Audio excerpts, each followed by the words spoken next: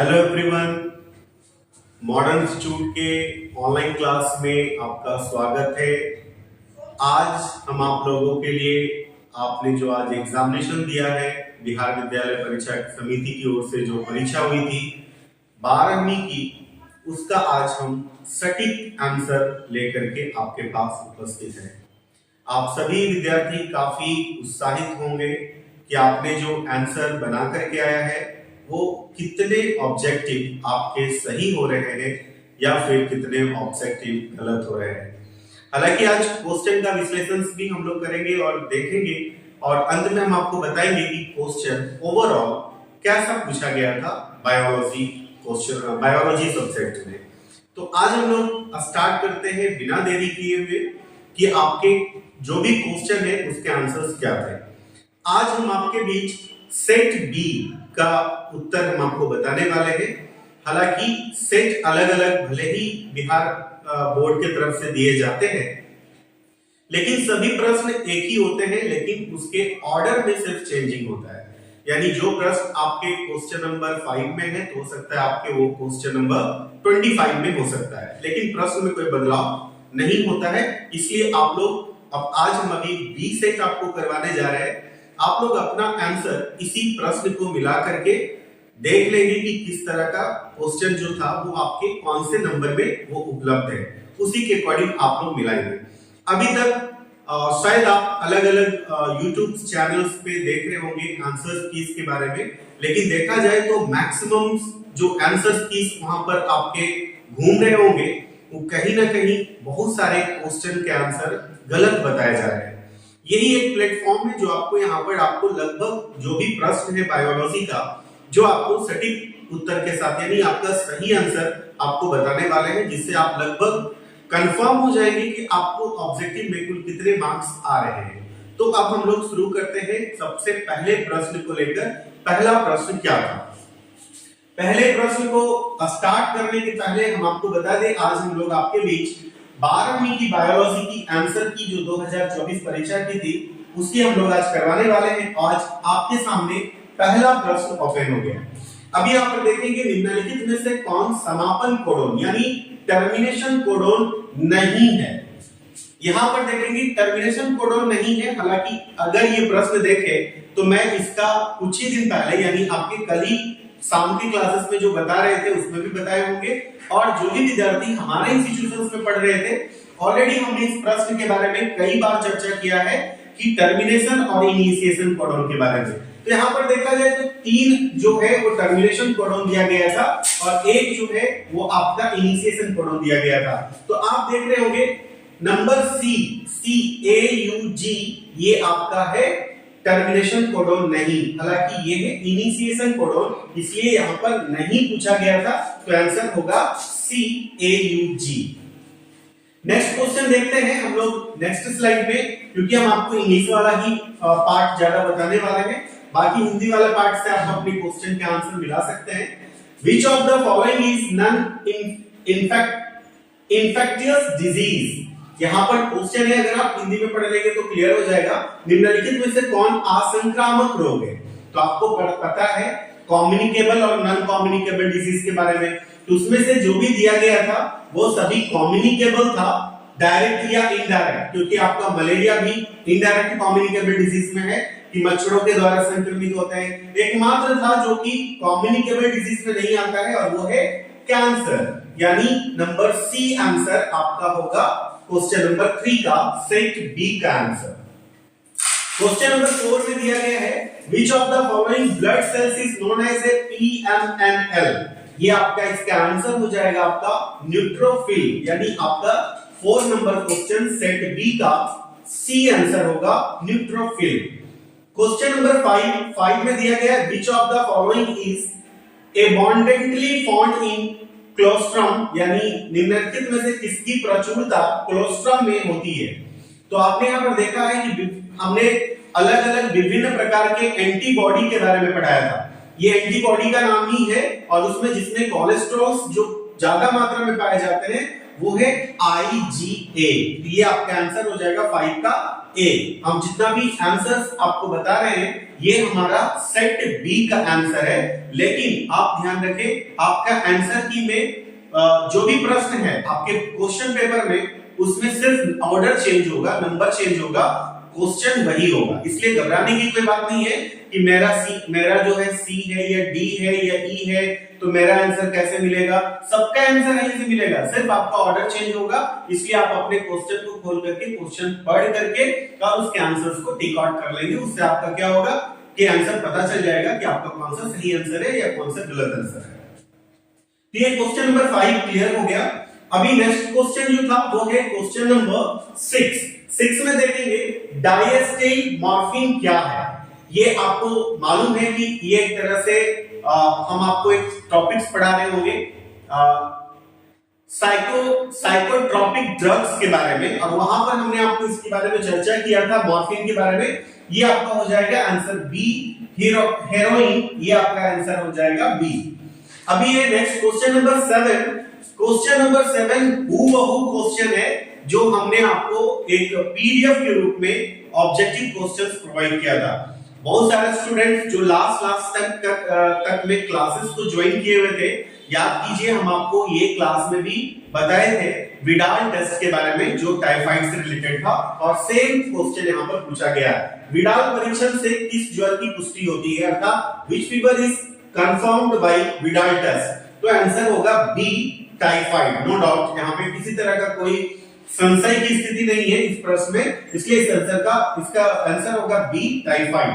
Next question है question number 8। इसमें दिया गया in a cross between true breeding red flower and true breeding white flower plant of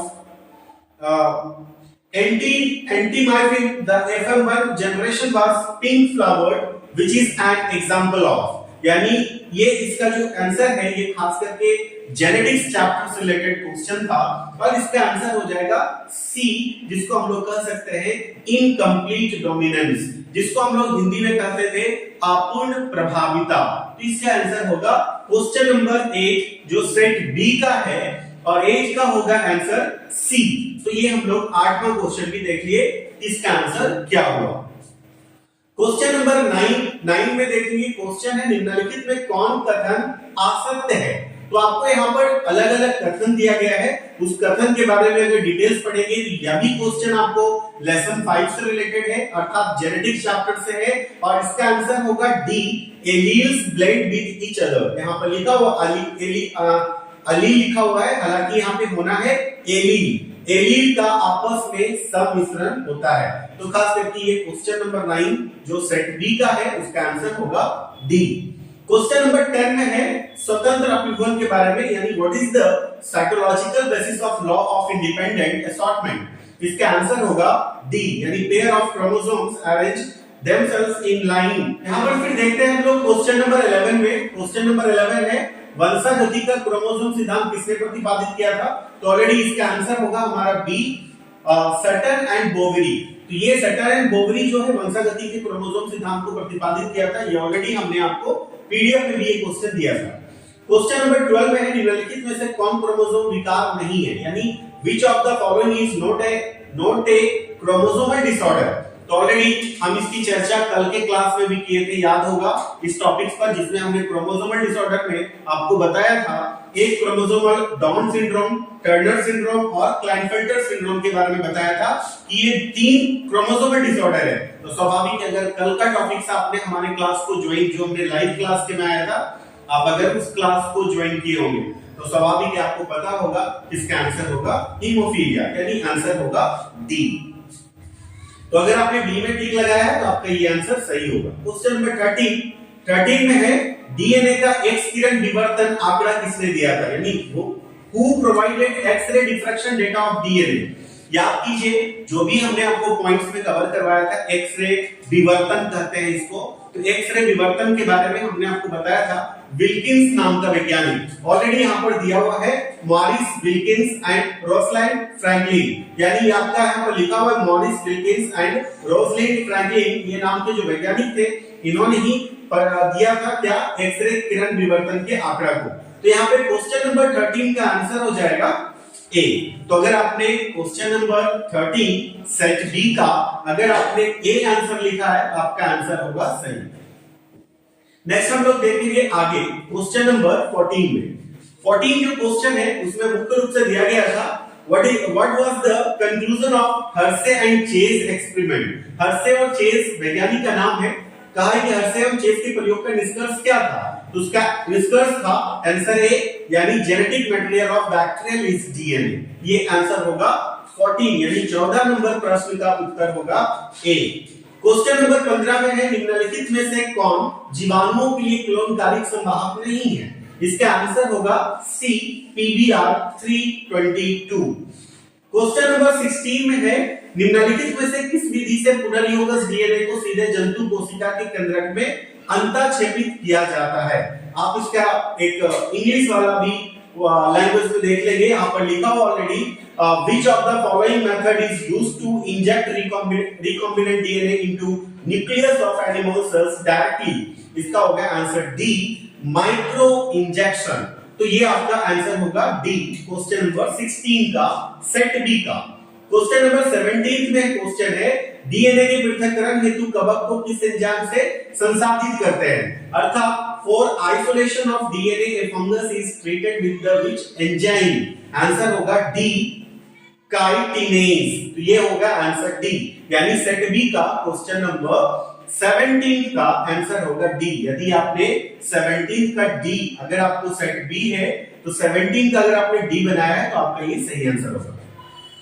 question number 18 निम्नलिखित में से कौन पीबीआर 322 में नहीं है, तो इसका आंसर होगा answer D antibiotic resistance genes. ये आपका आंसर होगा 18 का डी। क्वेश्चन नंबर 19 है यदि बाहरी जीन का निवेशन टेट्रासाइक्लिन प्रतिरोधी जीन में कर दिया जाए तो पुनर्योगज प्लाज्मिड का क्या होगा। आप इसका इंग्लिश ट्रांसलेशन जो है उसको भी आप देख लेंगे। यहाँ पर ऑलरेडी यहाँ पर इस क्वेश्चन के बारे में दिया गया है if a foreign DNA is inserted in tetracycline resistant gene the recombination plasmid। इसका आंसर होगा D ampicillin resistance will become a stronger। ये आंसर होगा डी यानी क्वेश्चन नंबर 19 जो सेट बी का होगा उसका आंसर होगा डी। यदि आपने डी को टिक लगाया तो आपका आंसर सही है। क्वेश्चन नंबर 20 है निम्नलिखित में से किस जीवाणु से तापास्थायी डीएनए पॉलीमरेज प्राप्त किया जाता है, तो क्वेश्चन नंबर 20 का आंसर होगा बी थर्मस एक्वाटिकस। यानी थर्मस एक्वाटिकस जो है ये इसका आंसर होगा यानी 20 का आंसर होगा बी जो सेट बी से रिलेटेड है। क्वेश्चन नंबर 21 में क्वेश्चन दिया गया है निम्नलिखित में से कौन बैक्टीरिया कीटनाशक प्रोटीन संश्लेषित करता है, अर्थात इंग्लिश वाला वर्ड्स भी देख लेंगे। Which of the following bacteria synthesize insecticidal protein?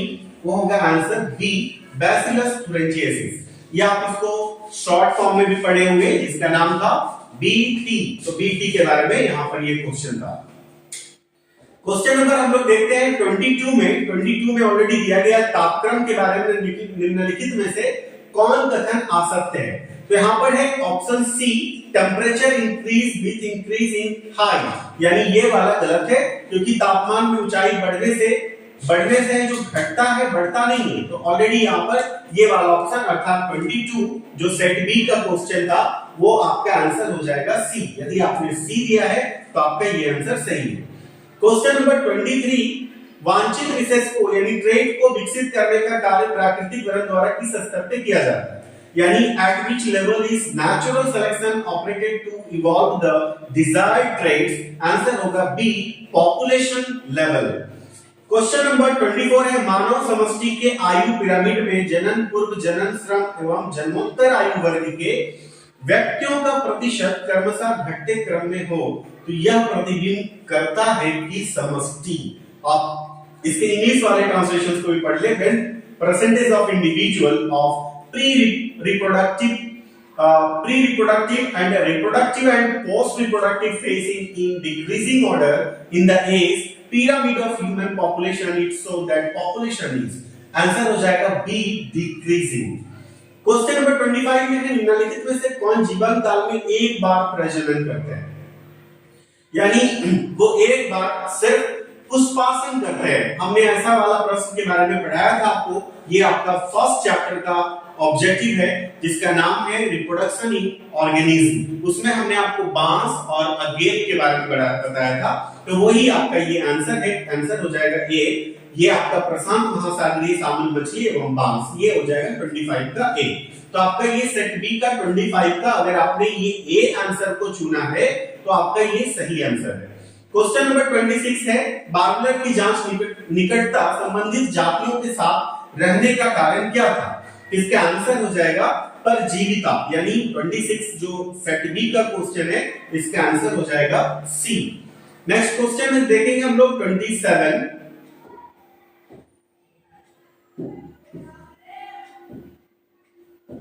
में हम लोग देखेंगे क्या निम्नलिखित में से कौन सा पौधा विषैला हृदय ग्लाइकोसाइड उत्पन्न करता है? ये आंसर होगा इसका बी कैलोट्रोपिस, यानी कैलोट्रोपिस का इसका आंसर होगा 27 का और ये है सेट बी का 27। क्वेश्चन नंबर 28 निम्नलिखित में से कौन अपघटक है? जिसका आंसर होगा C fungi and bacteria. Question number 29 निम्नलिखित में से कौन पौधा में काइट यानी वेजिटेटिव प्रोपगेशन के लिए उत्तरदायी नहीं है? तो हम लोग पढ़े होंगे वेजिटेटिव प्रोपगेशन के बारे में कि टोटल वेजिटेटिव प्रोपगेशन 6 होते थे। उसमें से हमने अलग अलग आपको बताया होगा, राइजोम के बारे में, ऑफसेट के बारे में, बल्ब के बारे में, ट्यूबर के बारे में। तो उसमें से ये नहीं है, अर्थात मुकुलक नहीं है, जमीन नहीं है, इसलिए इसका आंसर होगा डी। इसलिए हम लोग का 29 जो सेट बी का क्वेश्चन है उसका आंसर होगा डी। अभी हम लोग देखते हैं क्वेश्चन नंबर 30 में। 30 में क्वेश्चन दिया गया निम्नलिखित में से कौन सा कथन आ सकता है? इसमें आंसर होगा हमारा answer C diploid gene forms gamete after meiosis. तो इसका आंसर होगा ऑलरेडी 30 का सी। क्वेश्चन नंबर 31 है which of the following plants is referred to as terror of Bengal? यानी निम्नलिखित में से किस पौधे को बंगाल का आतंक कहा जाता है? याद कीजिए और मेरा पिछला वीडियो जो लाइव में हमने कर लिया है उसमें आप उठा करके देख लीजिए। उसमें हमने आपको इस कंटेंट पे चर्चा किया था और वो सेम क्वेश्चन यहाँ पर पूछा गया है कि किसको हम लोग बंगाल का आतंक कहते हैं। तो ऑलरेडी हम लोगों ने पढ़ाया था इसके बारे में। वाटर हैसिंथ इसका आंसर हो जाएगा, यानी 31 का आंसर हो जाएगा ए वाटर हैसिंथ। क्वेश्चन नंबर 32 था निम्नलिखित में से कौन लघु बीजाणुधानी का हिस्सा नहीं है?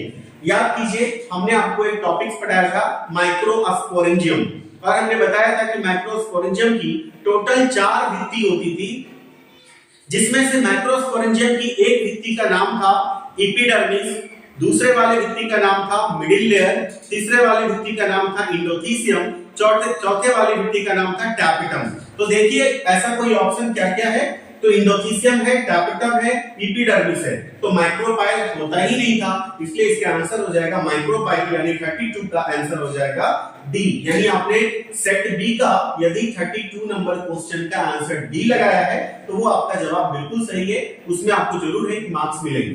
क्वेश्चन नंबर 33 है आवृतबीजी पौधों में निम्नलिखित में से किस कोशिका के विभाजन के पश्चात 2 नर युग्मक बनते हैं? इसका आंसर हो जाएगा B generative cell. Question number 34 है निम्नलिखित में से कौन अंड समुच्चय से नहीं जुड़ा है? यानी which of the following is not associated with egg apparatus? इसका आंसर होगा डी फिलीफॉर्म apparatus, क्योंकि आपने पढ़ा है सिनर्जिड भी होता है, एंटीपोडल सेल्स भी होता है, एग भी होता है। ये फिलीफॉर्म apparatus इसमें नहीं होता, ये आप उसमें आप टिक लगा सकते हैं, अर्थात ये 34 का आंसर डी होगा। अगर आपने 34 सेट बी का आंसर डी लगाया है तो आपका सही आंसर है। क्वेश्चन नंबर 35 है घास के बीज में प्रसलक स्प्लेटम को क्या कहते हैं? यानी स्प्लेटम present in the seeds of grass is called, answer होगा सी सीड कोट। इसलिए हम लोग का आंसर 35 का हो जाएगा सी। क्वेश्चन नंबर 36 है अल्फा 1 एंटीट्रैप्सिन, अल्फा लिखा हुआ है अल्फा 1 एंटीट्रैप्सिन की उपयोगिता क्या है? ऑलरेडी ये भी हमारा पीडीएफ में क्वेश्चन दिया गया है कि अल्फा 1 एंटीट्रैप्सिन का इस्तेमाल किस बीमारी के उपचार में किया जाता है। आप हमारे पीडीएफ को उठा करके देख लेंगे, वहां पर हमने इसको प्रोवाइड किया था और ये इसका आंसर होगा एम्फीसीमा के उपचार में। कुछ लोग इसके आंसर यूट्यूब पे गलत बता रहे हैं, आप वहां पे ध्यान देंगे, कुछ अलग अलग देंगे, कुछ अस्थमा के उपचार में बता रहे हैं, लेकिन आप श्योर रहिए कि यहाँ पर अल्फा 1 एंटीट्रैप्सिन की उपयोगिता क्या है, इसका आंसर आपको होगा एम्फीसीमा के उपचार में, ये आपका करेक्ट आंसर है। तो 36 का आंसर हो जाएगा आपका ए, 36 का आंसर आपका हो जाएगा A, in treatment of emphysema. Question number 37 है, निम्नलिखित में किस विधि द्वारा न्यूक्लिक अम्ल का प्रवर्धन होता है, यानी which of the following methods is used for the amplification of nucleic acid. इसका आंसर होगा सी, यानी पीसीआर, जिसको हम लोग पॉलीमरेज चेन रिएक्शन कहते हैं। क्वेश्चन नंबर 38 है, किस पीएच पर बैसिलस तुरंजिएसिस के द्वारा संश्लेषित कीटनाशक प्रोटीन सक्रिय हो जाता है। तो आंसर होगा इसका बी, अल्कलाइन पीएच। ये आंसर 38 का हो जाएगा बी। तो आप देख रहे होंगे 30 का, अगर आपने 30 का आंसर अगर बी लगाया है तो आपका आंसर सही है। क्वेश्चन नंबर 39 में है, तंबाकू के पौधों में सूत्रकृमि के संक्रमण को रोकने हेतु आरएनए व्यक्तिकरण का प्रयोग किया जाता है, जिसमें सूत्रकृमि विशिष्ट जीनों को किस संवाहक द्वारा डाला जाता है। अर्थात RNA interference is utilised to prevent nematodes infestation in tobacco plants by which vector are nematode specific genes introduced। Answer हो जाएगा डी, एग्रोबैक्टीरियम, यानी 39 का क्वेश्चन का आंसर हो जाएगा डी। क्वेश्चन नंबर 40 है, जिसका क्वेश्चन है बासमती चावल की कितनी किस्में भारत में उगाई जाती है। ध्यान दीजिएगा, यहाँ पर क्वेश्चन में पूछा गया है कि भारत में जो उगाई जाती है वो कितनी है, उसके बारे में। आप अगर कहीं पे देख रहे होंगे तो वहां पर देख लीजिएगा कि वर्ल्ड रिकॉर्ड है या तो भारत के बारे में। तो अगर भारत के बारे में पूछा गया यहाँ पर, इसका आंसर होगा सी, 27। क्वेश्चन नंबर 41 है, निम्नलिखित में से कौन संगठन जीएम अनुसंधान संबंधी कार्यों की वैधानिकता एवं जीएम जीवों के सन्निवेश की सुरक्षा पर निर्णय लेती है। इसका आंसर, जो इसका इंग्लिश वाला जो ट्रांसलेशन है वो भी देख लेते हैं हम लोग। Which of the following organization make decision regarding the validity of GM research and the safety of introducing GM organism? इसका आंसर होगा GEAC, यानी क्वेश्चन नंबर 41 का आंसर होगा सी, यानी आपने सी दिया है, इसका आंसर आपका सही है। क्वेश्चन नंबर 42 है, रामदेव मिश्र का नाम किस क्षेत्र में अनुसंधान से जुड़ा है। ये क्लियर है, आंसर ये है ए। क्वेश्चन 42 का आंसर होगा ए, इकोलॉजी। क्वेश्चन नंबर 43 है, निम्नलिखित में से कौन सा कथन डीएनए की प्रतिकृति के बारे में असत्य है। इसका आंसर हो जाएगा सी, यानी 43 का आंसर हो जाएगा C, mutation appears due to error in replication. Question number 44 में है, निम्नलिखित में से कौन सा एंजाइम राइबोसोमल आरएनए के अनुलेखन हेतु उत्तरदायी है। क्वेश्चन का आंसर हो जाएगा बी, यानी 44 का आंसर हो जाएगा B, RNA polymerase first. Question number 45 है, कुछ अमीनो एसिड का कूट लेखन एक से अधिक प्रकटों द्वारा होता है, ऐसे कोड को हम क्या कहते हैं। तो इसका आंसर हो जाएगा बी, डीजेनरेट रिडंडेंट हो जाएगा इसका आंसर।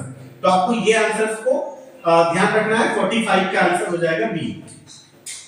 अभी यहाँ पर क्वेश्चन नंबर 46, लाइकोपेरॉन में वाई जीन की भूमिका क्या होती है। इसका आंसर हो जाएगा 46 का C, code for repressor gene. Question number 47 में क्या है, पूरा जीवी प्रमाण किसके अध्ययन पर आधारित है। तो फॉसिल, यानी जिसको हम लोग जीवाश्म कहते हैं, वो हो जाएगा 47 का सी। अभी देखेंगे 48 जो है क्वेश्चन, तुल्य रूप संरचनाएं क्या दर्शाती है। ये क्वेश्चन है, what do analogous structure show. इसका आंसर हो जाएगा डाइवर्जेंट इवोल्यूशंस जो है, इसका आंसर हो जाएगा, अर्थात क्वेश्चन नंबर 48 का आंसर हो जाएगा ए। क्वेश्चन नंबर 49 जिसमें लिखा हो प्राग ऐतिहासिक गुफा चित्रों की संरचना कब हुई। When did prehistoric cave art develop? इसका आंसर हो जाएगा डी, 40,000 वर्ष पूर्व ये स्टार्ट हुआ था। क्वेश्चन नंबर 50, सगर्भता की कितने माह के बाद भ्रूण के पाद, यानी उसके जो लिम्स हैं, फिंगर्स हैं, वो सारे विकसित होते हैं। तो आंसर होगा आपका इसका 50 का आंसर होगा ए, यानी 2 महीने के बाद, प्रेगनेंसी के लगभग 2 महीने में ये चीजें डेवलप हो जाती है। क्वेश्चन नंबर 51 में है, निम्नलिखित में से कौन भारी मात्रा में प्रोजेस्टेरॉन स्रावित करता है। तो यहाँ पर आप देखेंगे कि प्रोजेस्टेरॉन के स्रावन के बारे में पूछा जा रहा है, तो इसका आंसर हो जाएगा सी, कॉर्पस ल्यूटियम। क्वेश्चन नंबर 52 है, अंडोस्तर के पश्चात अंडाणु किस कोशिका समूह से घिरा होता है? यानी after ovulation the ovum is surrounded by a group of cell is called, ये होगा जोना पेलुसिडा। तो आपको ये याद रखना है कि क्वेश्चन नंबर 52 का आंसर होगा बी। क्वेश्चन नंबर 53 है, निम्नलिखित में से कौन कोशिका आकुनित है? आंसर हो जाएगा 53 का सी, सेकेंडरी oocyte। क्वेश्चन नंबर 54, एक नई गर्भ निरोधक गोली जो गैर स्टेरॉइड है उसे क्या कहते हैं? वो क्लियर है, ये इसका नाम है सहेली। आप याद करेंगे, इसके बारे में भी हम लोग ऑलरेडी चर्चा किए थे, और हमारा जो वीडियो था जो हमने आपको लेक्चर नंबर 4 डाला हुआ है उसमें ऑलरेडी हमने इस पर विस्तार से चर्चा की है। अगर आप इसके बारे में पढ़ना चाहेंगे तो आप हमारे लेक्चर नंबर 4 वाले वीडियो को जरूर आप लोग देख लेंगे। यहां पर देखेंगे हम लोग क्वेश्चन नंबर 55, 2001 यानी 2001 की जनगणना के अनुसार भारत की जनसंख्या वृद्धि दर क्या है? यानी what is the population growth rate of India as per 2001 census? Answer हो जाएगा 1.7, और 1.7 का इसमें कोई ऑप्शन नहीं दिया गया है, तो यहां पर लिखा हुआ है अप्रोक्सीमेटली 2%, तो आप इसको ऑप्ट कर सकते हैं, बिकॉज जब 1.7 एग्जैक्टली होता है और वो अगर नहीं दिया हुआ है तो यहाँ पर जो ऑप्शन है वो होगा अप्रोक्सीमेटली 2% पे आप आंसर डाल सकते हैं, अर्थात आपका आंसर 55 का सी हो सकता है। क्वेश्चन नंबर 56 है, निम्नलिखित में से कौन अंतःगर्भाशय युक्ति हार्मोन मोचक है? यानी which of the following ID is hormone releasing? Answer हो जाएगा बी, LNG-20। क्वेश्चन नंबर 57 हो जाएगा, HIV निम्न में किस कोशिका पर आक्रमण करती है? इसका आंसर हो जाएगा डी, टी हेल्पर सेल पर ये आक्रमण करती है।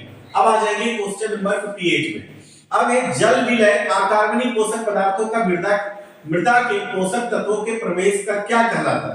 तो आंसर हो जाएगा B, leaching. Question number 59, Robert Costanza के अनुसार वैश्विक जाति विविधता कितनी है? इसका आंसर हो जाएगा ए, 7 मिलियन। क्वेश्चन नंबर 60 है, भारत की जैव विविधता विश्व की कुल जैव विविधता का कितना प्रतिशत है? इसका आंसर हो जाएगा बी, 8.1%। क्वेश्चन नंबर 61 में है, विक्टोरिया झील की सिचिलिड मछलियों के 200 से अधिक जातियों का विलोपन का कारण क्या था? तो आंसर हो जाएगा सी, ओवर एक्सप्लॉयटेशन। क्वेश्चन नंबर 62 है, निम्नलिखित में से कौन विश्वव्यापी उष्णता का कारण नहीं है? इसका आंसर हो जाएगा सी, पॉपुलेशन एक्सप्लोशन। यानी क्वेश्चन नंबर 62 का सी। अभी हम देखेंगे 63 के बारे में, निम्नलिखित में से कौन सा कथन जैव खेती के बारे में आ सकते हैं? जैव खेती के बारे में भी हमने कल आपको चर्चा किया था कि इंपॉर्टेंट टॉपिक है और उससे रिलेटेड एक ऑब्जेक्टिव क्वेश्चन आया हुआ है। आपको पता भी है कि जैव खेती यानी कार्बनिक खेती या ऑर्गेनिक फार्मिंग कहते हैं इसको, और ये जो है इसमें केमिकल के बिना कोई फर्टिलाइजर का इस्तेमाल करना है, और यहाँ पर दिया हुआ यूज ऑफ केमिकल फर्टिलाइजर्स, तो स्वाभाविक है कि इसका ये कथन बिल्कुल गलत है, क्योंकि ऑर्गेनिक फार्मिंग में केमिकल फर्टिलाइजर्स का इस्तेमाल होता ही नहीं है। इसलिए 63 का आंसर हो जाएगा D, use of chemical fertiliser, ये आपका इसका आंसर चुना जाएगा। क्वेश्चन नंबर 64 है, दूध को दही में बदलने से किस विटामिन की मात्रा बढ़ती है? याद रखेंगे, हमने आपको दूध से दही बनने वाली प्रोसेस के बारे में पूरा डिटेल्स पढ़ाया था, जिसमें हमने बताया था कि जब दूध से दही बन जाता है तो दही में विटामिन B12 की मात्रा बढ़ जाती है, और हमने बताया था कि सबसे ज्यादा विटामिन B12 की मात्रा उस दही में ज्यादा मिलेगा जो दही ताजा जमाया गया हो। आप जानते हैं कि हमारा पैकिंग दही आता है, जैसा कि आप मार्केट से लेते होंगे अलग अलग कंपनियों की, उसमें विटामिन B12 की मात्रा कम होती है, और ताजे दूध से दही जमा करके तुरंत जो दही का सेवन होता है उसमें उसकी अपेक्षा जो पैकिंग दही होती है उसकी अपेक्षा इस दही में विटामिन B12 की मात्रा अधिक होती है। इसलिए इसका आंसर जो होगा 64 का, वो आंसर होगा आपका ए, विटामिन B12। अभी देखेंगे हम लोग क्वेश्चन नंबर 65, निम्नलिखित में से किस बैक्टीरिया पर कार्य करने के क्रम में अलेक्जेंडर फ्लेमिंग ने पेनिसिलिन की खोज की थी? तो वो बैक्टीरिया था स्टेफाइलोकोकस, अर्थात इसका आंसर हो जाएगा सी। क्वेश्चन नंबर 66, निम्नलिखित में से कौन कोलेस्ट्रॉल के संश्लेषण को रोकता है? Which of the following inhibit synthesis of cholesterol, इसका आंसर जो होगा 66 का, ये आपको कोलेस्ट्रॉल के संश्लेषण को जो रोकते हैं वो आपका यहाँ पर आंसर हो जाएगा डी, अस्टाटिन। ये आपको याद रखना है, यहाँ पर अस्टाटिन होगा इसका आंसर। क्वेश्चन नंबर 67 जो होगा वो आपका है प्लांट कोशिका से संपूर्ण पौधा बनाने की क्षमता को क्या कहते हैं, यानी capacity to generate a whole plant from a plant cell is called. हम याद कीजिए, आपको ये भी पॉइंट हमने पढ़ाया था कि पौधों के अंदर एक क्षमता होती है कि पौधे की हर एक कोशिका में क्षमता होती है कि एक पौधे को जन्म दे, यानी पौधे की कोशिका में जो पौधे को जन्म देने की जो क्षमता होती है उसे हम लोग टोटिपोटेंसी कहते हैं। ऑलरेडी यहाँ पर वही क्वेश्चन सेम हुबहू आया है कि पादप कोशिका से संपूर्ण पौधा बनाने की क्षमता को क्या कहते हैं, तो यहाँ पर आंसर हो जाएगा टोटिपोटेंसी जो है क्वेश्चन नंबर 67 सेट बी का आंसर हो जाएगा सी, टोटिपोटेंसी। अभी हम यहाँ पर देखेंगे क्वेश्चन नंबर 68, ये है हिसार डैल निम्नलिखित जानवरों में से किसका नस्ल है।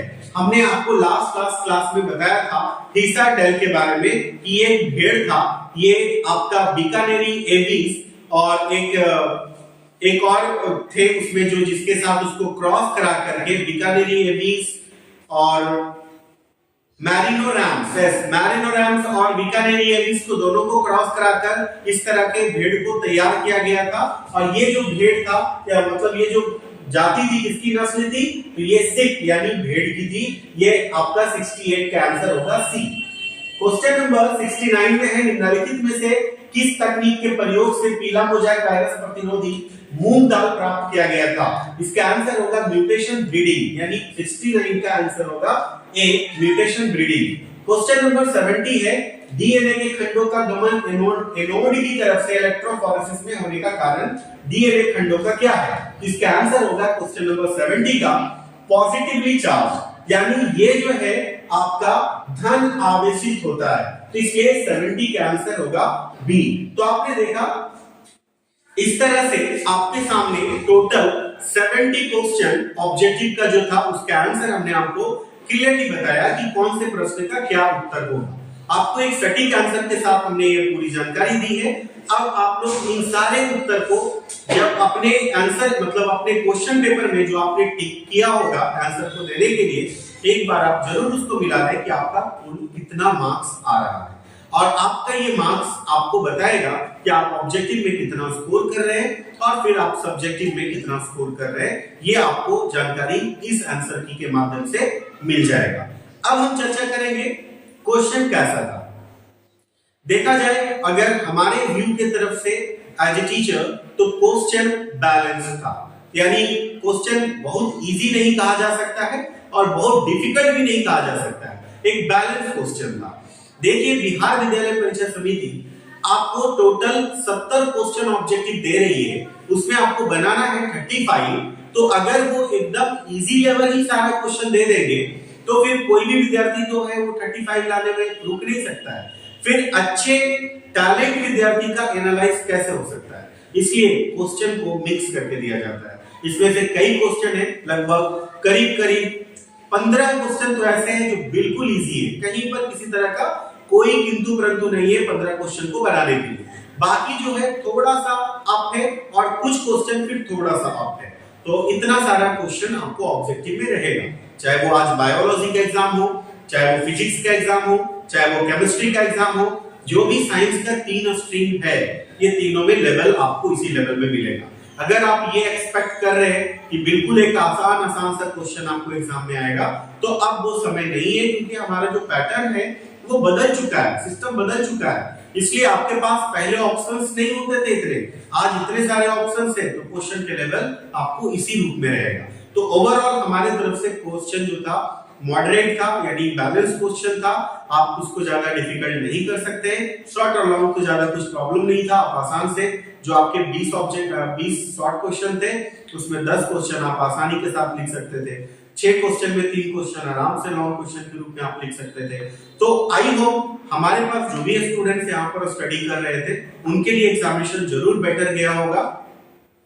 अब आपको ये देखना है कि अब आगे की एग्जामिनेशन है जो उसके प्रिपरेशन को करना है। साथ ही साथ एग्जामिनेशन के समाप्ति के बाद आप अपने कैरियर को बेटर करने के लिए हम, जैसा कि आपको हमने आगे के वीडियोस में भी इन्फॉर्म किया था, हमारा पारा मेडिकल का जो बैच है वो 12 फरवरी से शुरू हो रहा है।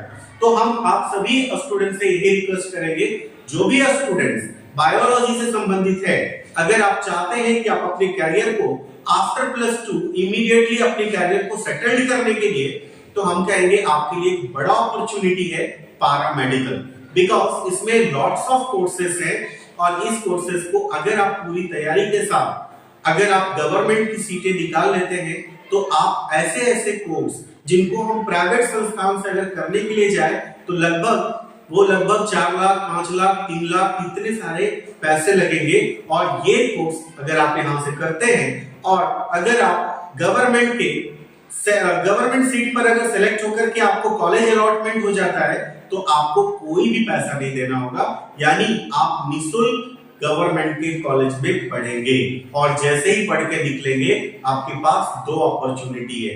अगर गवर्नमेंट की वैकेंसी निकल गई है तो आप गवर्नमेंट की वैकेंसीज में अप्लाई करके गवर्नमेंट एम्प्लॉय बन जाएंगे, या फिर अगर वैकेंसीज में देरी है तो आप जैसे इस कोर्सेज को कर लिए हैं, बहुत सारे ऐसे बड़े बड़े हॉस्पिटल्स हैं जहां पर आप इमीडिएटली अपने जॉब के रूप में वहां पर आप खुद को ज्वाइन कर सकते हैं। तो यहाँ पर आपके लिए एक बड़ा अपॉर्चुनिटीज है, आप इसको जरूर हम कहेंगे कि बिना समय गवाए हो, क्योंकि देखिए क्या होता है कि समय के बाद विद्यार्थी यही डिसाइड नहीं कर पाता कि हम क्या करेंगे, और वो बड़े बड़े सपने तो देखते हैं लेकिन वो अपनी एलिजिबिलिटीज को नहीं फाइंड आउट कर पाते हैं कि हमारे अंदर कितनी क्षमता है, क्योंकि जितनी क्षमता आपके पास होगी आप उतना ही कर पाएंगे ना। अगर हम सपने बहुत बड़े देख ले लेकिन वो सपना को पाने के लिए हमारे अंदर एलिजिबिलिटीज नहीं है तो हम वो सपना को पूरा नहीं कर पाएंगे, वो सपना फिर वैसे ही रह जाएगा अधूरा। तो इसलिए हम कहेंगे अगर आप चाहते हैं अपनी कैरियर को बनाने के लिए तो 12 फरवरी से हमारा बैच शुरू हो रहा है, बिकॉज आपका परीक्षा 7 या 8 फरवरी को खत्म हो रहा है। 12 फरवरी से बैच का समय है सुबह 8 बजे से 9 बजे। आप लोग ये ध्यान रखेंगे, ये एकमात्र बैच होगा हमारा और पारामेडिकल के लिए, इसके अलावा कोई टाइमिंग का बैच नहीं है।